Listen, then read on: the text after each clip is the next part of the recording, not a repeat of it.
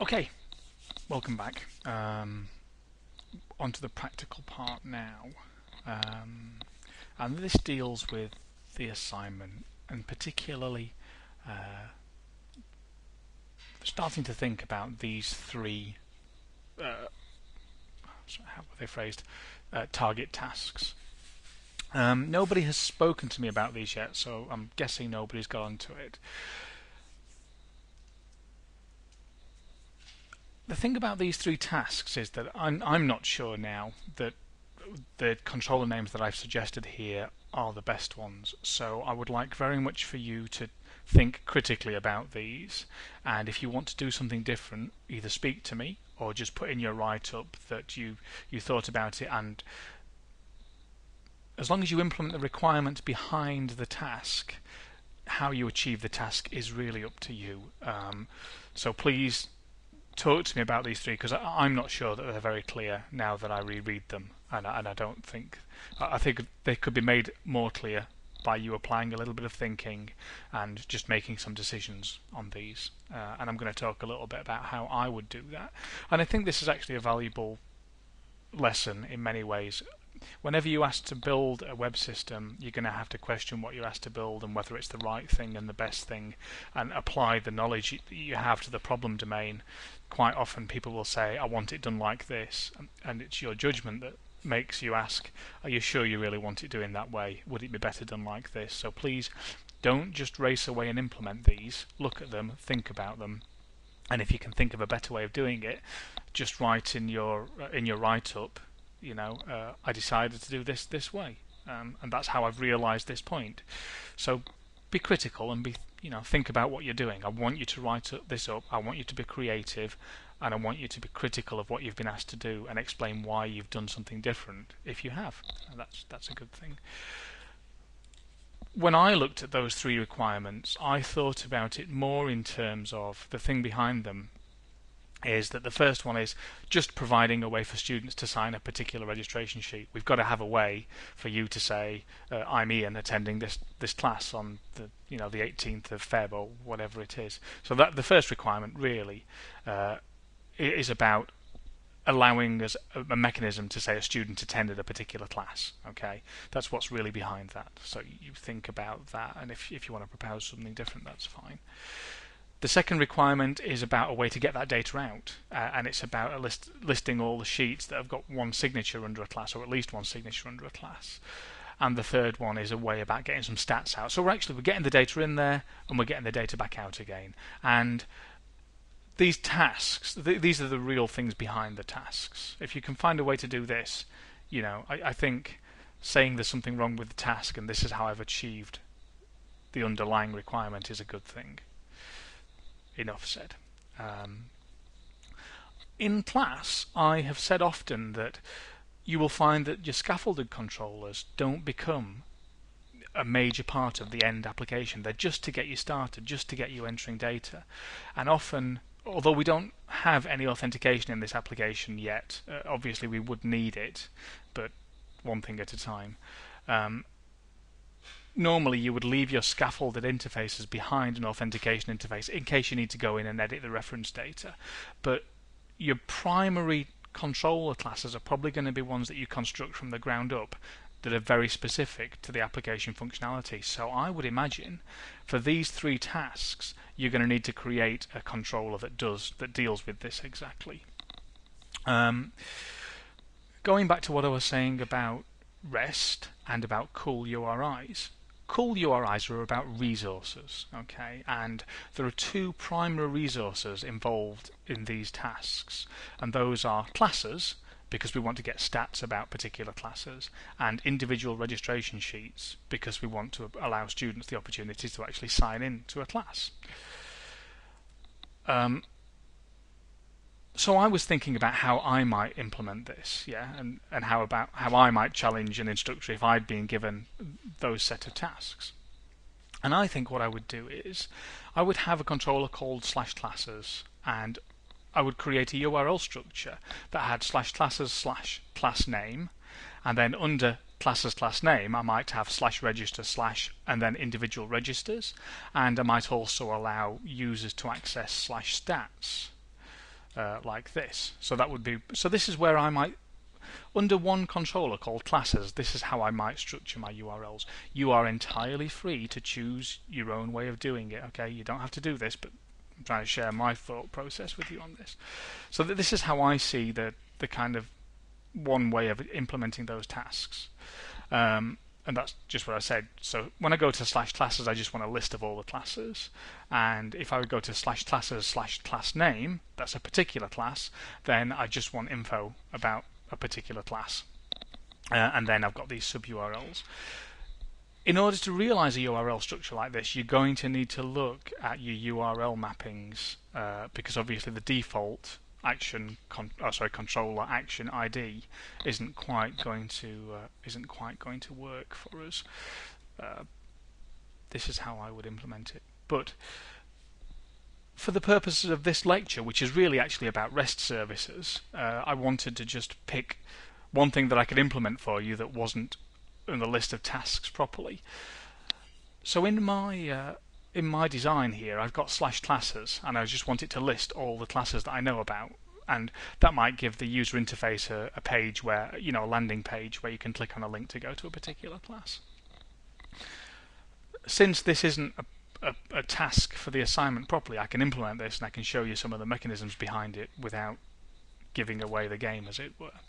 So what I'm going to do is I'm going to implement /classes as something which lists all the classes currently registered in the system, and I'm going to talk about how we use content type negotiation to allow other systems to request the same data as either HTML if it's a browser, or as XML, or as JSON, which is the purpose of content type negotiation and this loose coupling of web-based systems as well as humans.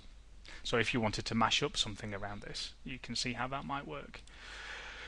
So what I want to do is I want to create a controller called classes, because I want to be able to access /classes. And I've got my version of the application here somewhere.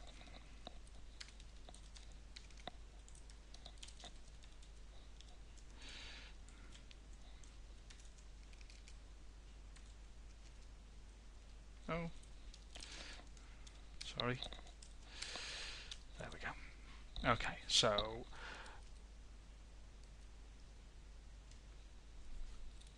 I think on this one here's my create controller command. Remember that the create controller command takes a fully qualified package to a controller name, and this will create a controller called classes controller in this package for us. So if I just copy that.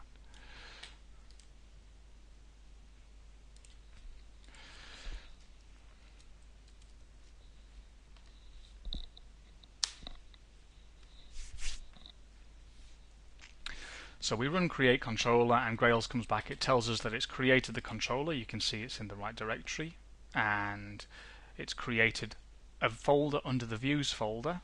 So that's good. That's where our classes view is going to go, and it's created some unit tests as well. I'm going to do a git add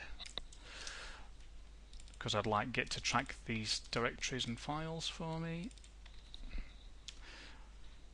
and I might even do a commit -a. Added new classes controller. If I could spell commit, that would be a good start. And I'll just push that up to GitHub. So I've got my new controller, and over here you can see I've got my domain model, and if I open up controllers, you'll see that I currently only have one scaffolded controller here. I created a scaffold for the instructor, which is the one I did last week. You can see here's my new classes controller, which is empty. I'll just tidy that up a little bit. So we're ready to start on that. When we go to /classes in the browser, it'll show the index page. So let's have a look. Here's my controller empty. So in order to be able to start to respond to content type negotiation requests, so be able to respond with HTML or JSON or XML, there are a few things we need to do. One is we need to import a package which has some converters that help us switch data into JSON and XML as formats. And the way I'm going to implement this is I'm going to create a mock object. So I'm not really going to fetch the data from the database to begin with. I'm just going to create a mock object that we're going to use to return HTML, JSON and XML, and that will let us do some testing. So here's my revised controller, and the things which have changed in... Oh, excuse me. That's not good, is it? The things which have changed here. I've added this import line, and this imports some utility classes for us basically, so that goes there at the top.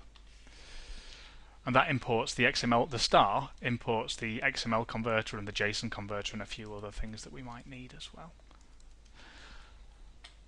Here I'm declaring a result object, and this result object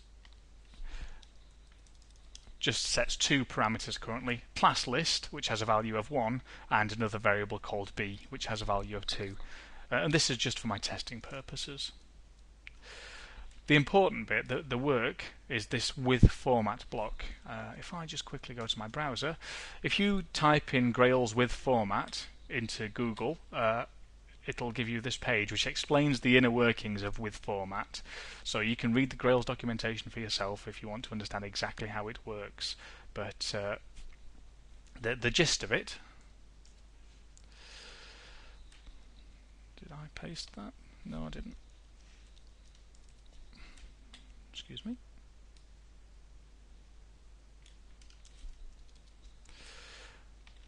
So the gist of this block of code is, after you've done all the processing in your controller, with format is actually a method defined for controllers that's passed this block, and it says, depending on what the format is, and I'll explain how Grails works out what the format is in a moment, if I've decided that the client is asking for HTML, then use the standard workflow for rendering a HTML response using the result object. If I was asked for XML, render the result object as XML instead, and if I was asked for JSON, render the result as JSON instead. And what's happening here is there are quite clever converters that will descend through this structure and convert it into the appropriate output format. So Grails is doing quite a lot of work for us here. I'll save that, and if I look under my views, classes, we'll see we've got the folder, but we don't have an index.gsp in this folder yet, so let's create a new file, index.gsp. So this is the page which is going to be displayed when we go to /classes and ask for HTML back. Oops. We'll not bother putting a head in. Okay, so this is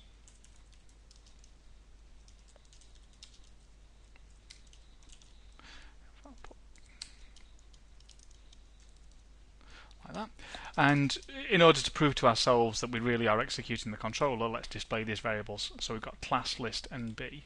So we'll say class. In fact, let's put a break there at the end, and we'll say class list is, and then this dollar curly brace notation, class list. Good. Let's put a break there as well, so we'll have a new line, and b is $b. Okay, so that's good, isn't it? I think that's all we need. Yeah, so we've taken our empty controller and we've declared a mock result map. Yeah, so you remember the format for declaring an empty map, and then we've defaulted. Sorry, I haven't shown you this before, have I? We declare an empty map like that. You can fill a map with properties by putting the value colon, the name colon the value that you want to set. So I'm creating a map called result that has two things in it here, one called class list and one called b. And then I've got this new section with format that says, depending on what I've worked out the request format to be, then do the right thing with the response. If it's HTML, render this template as you would ordinarily. So I save that, and over by my app, which I don't think I'm running yet, I'm not, so I'll say Grails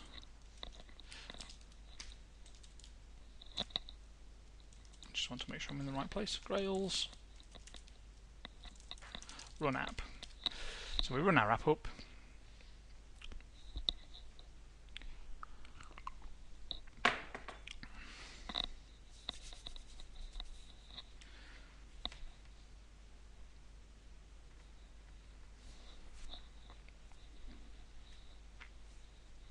And I have done something wrong. Oh, sorry. Yes. Ridiculous of me. In order to do this, obviously I don't have scaffolds for anything apart from instructor here. What I've done instead is using the lecture from last week in my conf directory, in my bootstrap. I'm setting up some data, and I've made a mess of setting up the data.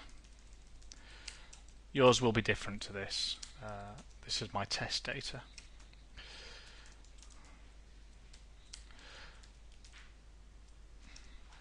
A virtualize. Here, I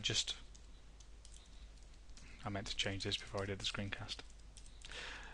You know how last week I was talking about doing a find and then colon question mark if find returned null?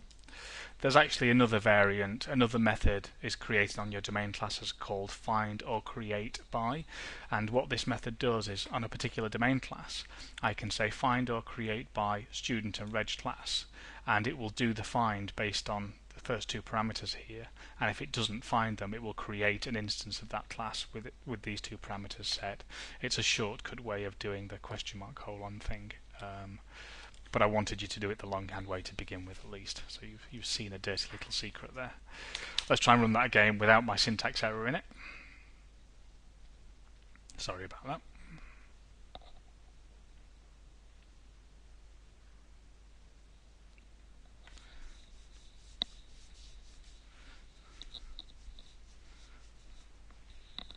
Okay, so it's run up now, and I've got some test data in there, obviously. Let's say open link. Here's my application running, and you can see I've got a link to manage instructors, which is my scaffold that I've put in by hand at the end of last week. Instead I'm going to go to my classes controller. Okay, and immediately it's rendered my index.jsp. You can say class list is 1, B is 2, which should, if we're lucky, marry up to my controller exactly. Yeah, class list 1 and B is 2. Now this, of course, is nothing new. This is exactly as our application worked before. I can request classes /index, of course, because index is the default method name. What's new, however, is I can say index.json. And instead, when I get back, I have a JSON formatter installed in this browser, so JSON is rendered in this slightly nicer way for me. Instead, I can see I've got my map back rendered as JSON, so as JavaScript object notation. So this is really nice for passing data into JavaScript-based web pages. If I want to start and pass values into drop-down combos, more advanced HTML widgets, JSON is a really nice way of passing that data. Similarly, I can say index.xml. And instead I got this rendering of a map with an entry, key, and then the value is in the XML element. The XML mapping is not ideal, and there are ways of turning this back into a real XML document, but we're not too worried about that. For now, it's good enough that it's XML. So, just to revisit, we imported the converters, we defined our mock result object, and then depending on the format we were asked for, we return HTML or XML, our object rendered as XML, and similarly for JSON. When I said the framework will decide for us what format has been requested, sorry, I'm hopping around there, this extension mechanism, sorry, I'll take away the extension. Actually, I think if you put .html, it should be okay still. Yeah, there you go. This .extension is a fine way of requesting different formats. It's explicit, and because of that, it's becoming quite popular. But there are other ways of requesting different formats, specifically using HTML headers. And obviously it's more difficult to set that in your browser because your browser always requests HTML. That's what a browser does. A browser displays HTML. So some legacy applications use content or accept headers as a way of requesting XML instead. So what they do is they say, I'm not really a web browser, I'm a device that can only understand JSON. So when you send me a message back, you'd better send me JSON and not HTML. There are various browser plugins that allow you to request JSON as an accept header instead, but what we're going to do is we're going to very quickly use a tool called curl, which is useful for other reasons as well. By default, Grails doesn't follow the accept header because we'd like people to start and use this dot notation, but in legacy applications we need to support it.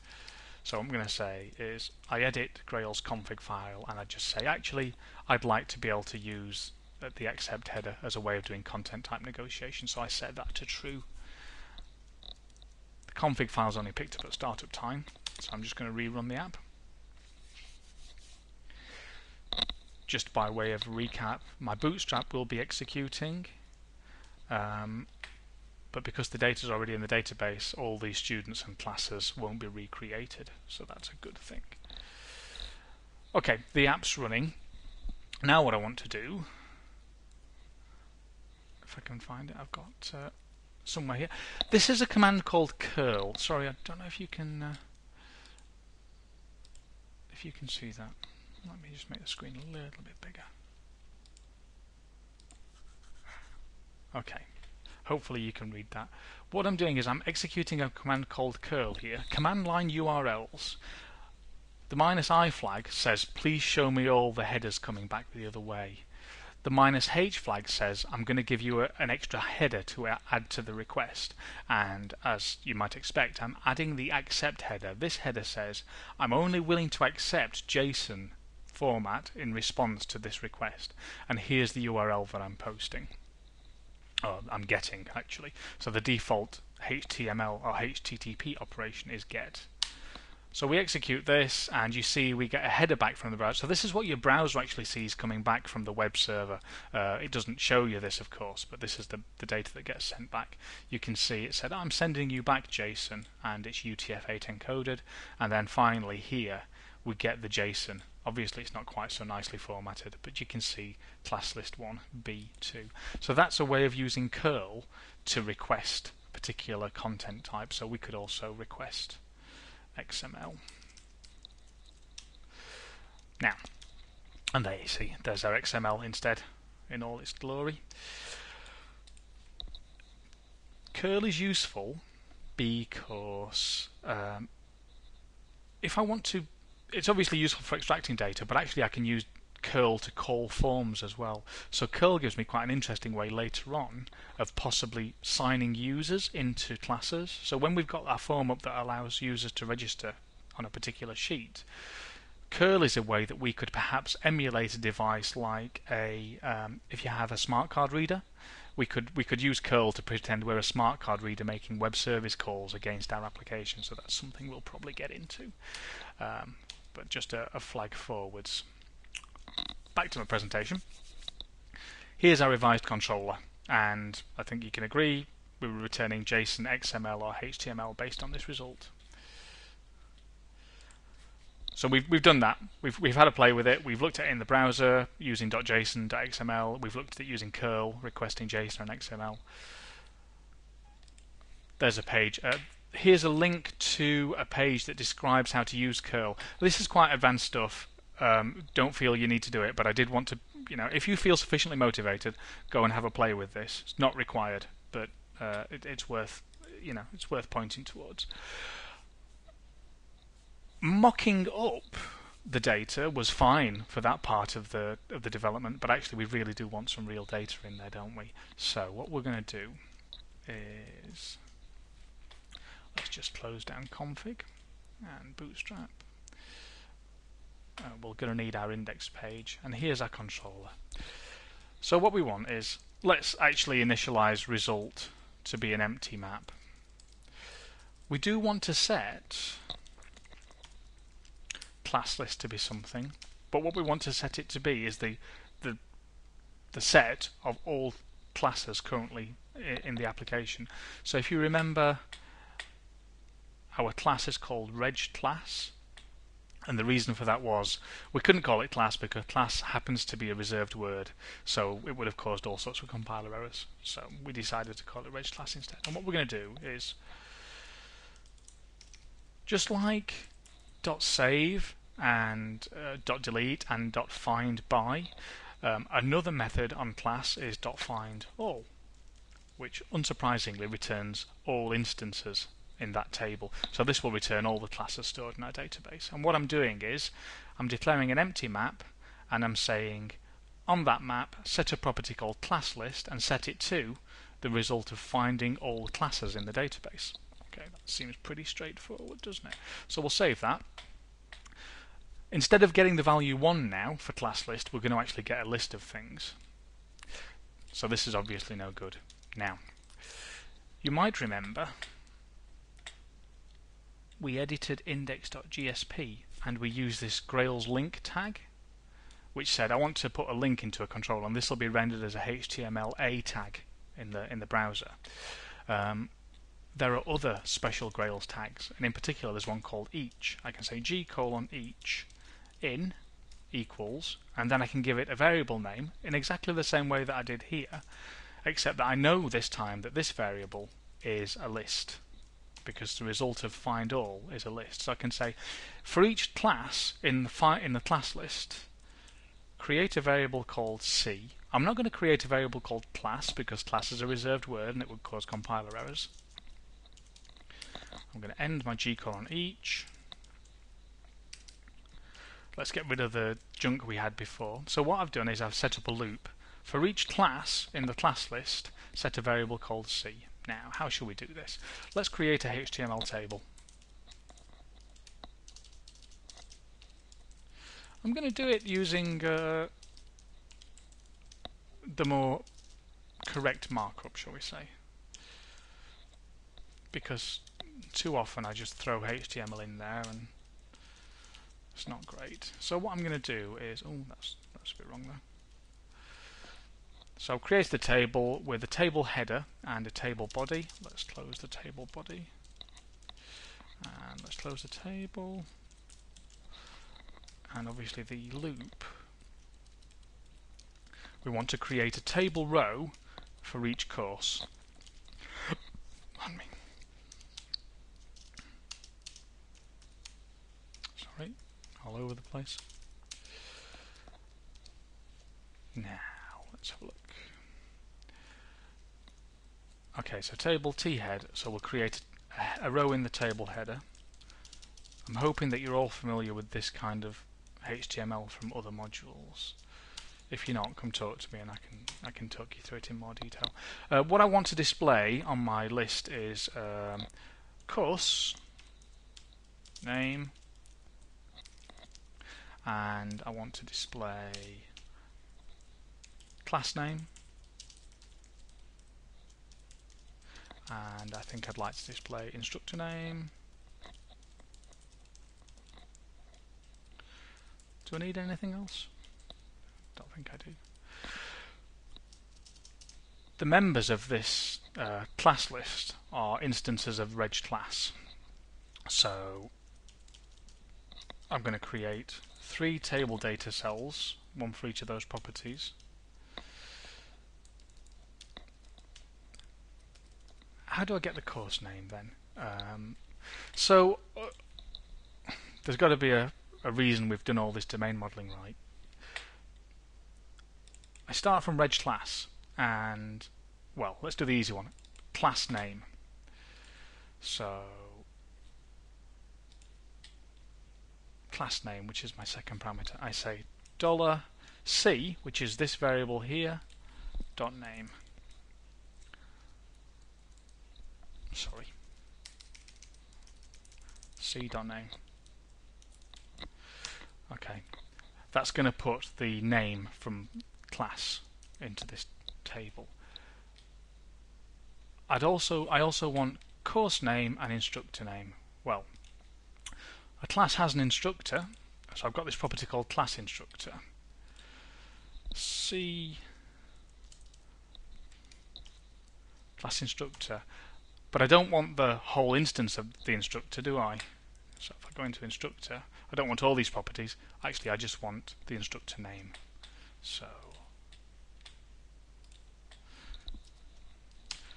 So for each class, I want to show the class instructor name, and the class name, and the final thing I wanted was, oh sorry, instructor was the third column. Let's take that from there and put it in there. The first thing I wanted was the course name. Now if you remember, a course has many classes, so we need to navigate from our class up to our course, so it's .course, so I can say c.course, and what's the course name? I'm guessing it's going to be course name. There we go. So I save that. Now I think that's all right. We shouldn't need to restart the web app for this, so we go back down here and we go to classes/index. Oh, I've done something wrong. Oh, that's right, of course.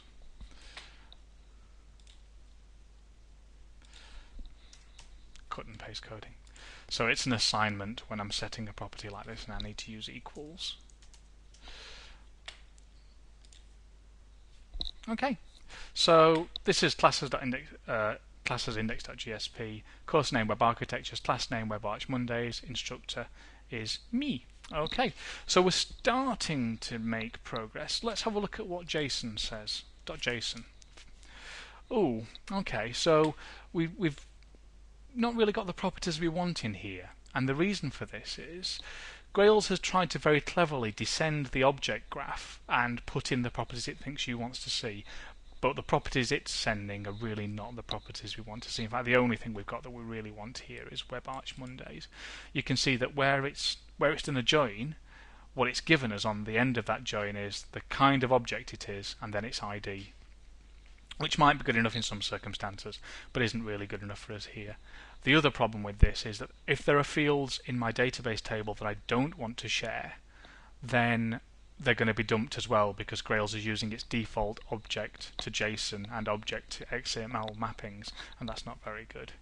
I guess if I said index.xml, yeah, it's not particularly great, is it? You can see we've got name and course and class, but we haven't got the data we want. So what we need to do is we need to tidy this up, and we need to be a little bit more explicit. So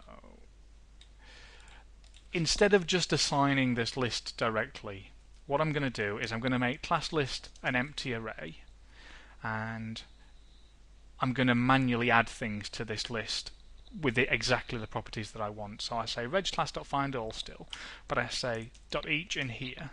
So this is going to say for each class in the result of find all classes, execute this block of code. And this is something called a closure. It's a very quick way of iterating through a list of things, and by putting a parameter at the start, it gives us a variable that we can use to access each class in the class list. So there's a variable called CLS. Again, read up on Groovy closures if you'd like to know more about this, or just recognize the syntax. Very similar to the Ruby syntax and other frameworks. For each class in this list, I want to add an entry to my resulting class list. So I say result class list .add, because I'm adding an entry, yeah. And the thing I'm going to add wants to be a map with instructor name, and the value for instructor name is the class dot. I should have it here. Class instructor name, and I also want to add course name, which is class dot course name.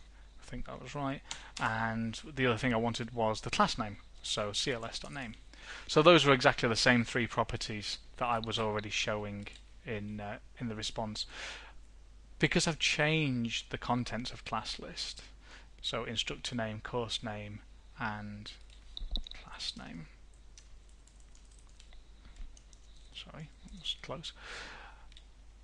So I'm doing the work in the controller now, rather than doing the object navigation in in the template or in the view, which is something we've talked about before. Really try and do all the work in the controller. All that's happening is the controller is now passing a list of exactly what needs to be displayed to the view. So we don't need to do this anymore. All this navigation has been done for us back in the controller. c.course name, class name, and c.instructor name, I think it was.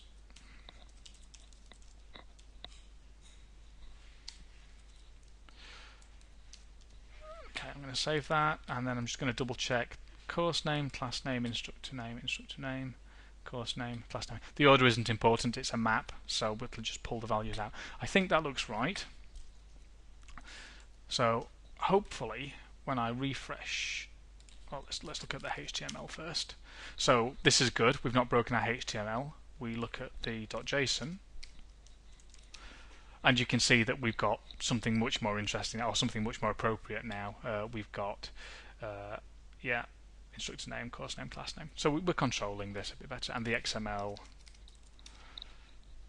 the same data but presented differently. So what we've done is we've added a few lines, but we're now responding in JSON and XML, which is a great way of integrating different web services, and it's a good way of supplying data to your rich JavaScript front ends. So here's the cleaned up code, as you were just looking in my editor window, but in the presentation instead. So to sum up, we've got our scaffolded controllers, but they aren't really what we want for our end user app. You know, they're useful for editing, but really we're going to create a controller which is doing the actual functionality we want. And in my application, I decided to call that classes. And what I wanted the classes controller index method to do is to list all the classes currently in the system, of which I only happen to have one currently. I've then used with format to try and look at what I've been asked for, whether I've been asked for XML or JSON, and I'm calling the appropriate converter to return the right content type. And then what I've done is I've said, well, actually the default converters, so the thing which by default will take a domain object and render it as XML or JSON, the data they were giving me back wasn't exactly what I wanted, so I've manually constructed the result messages so that I've got quite specific control over what gets returned. And you've also seen a new tag in your view, which is the g:"each tag, which is used to iterate through all the items in a set or a list. So it can give us this kind of display of all the courses, or all the classes rather, in a list. I think that is probably enough for today. We're really close now to everything you need. Actually, before I go, the one other thing I will show you. I showed you the glink tag previously to link through to your instructor scaffold. It's actually worth in here. I said when I was thinking about my URL structure, I might like to go /classes/ /classes/ registration sheet. Let me just check what I said. What did I say I wanted my URL structure to be? Classes class name. I need to make sure that class name is available, and it is, I think. Class name, yeah. So what I'm going to do next week is we're going to take this as it's displayed in the browser, and we're going to turn this into a link. Or in fact, really, we should have all these things as hyperlinks so that you can navigate to the course or the class or the instructor, because we'd like people to be able to navigate around our application by just clicking on links to objects. So the next step is to turn these into links using the g:"link tag, but I think that's best left for next week. The REST stuff is really important. Don't forget what I said about loose coupling. It's worth scribbling some of that stuff down in your revision books. And yeah, I hope everything's going okay with the assignment. I will see you all in the week. Thank you.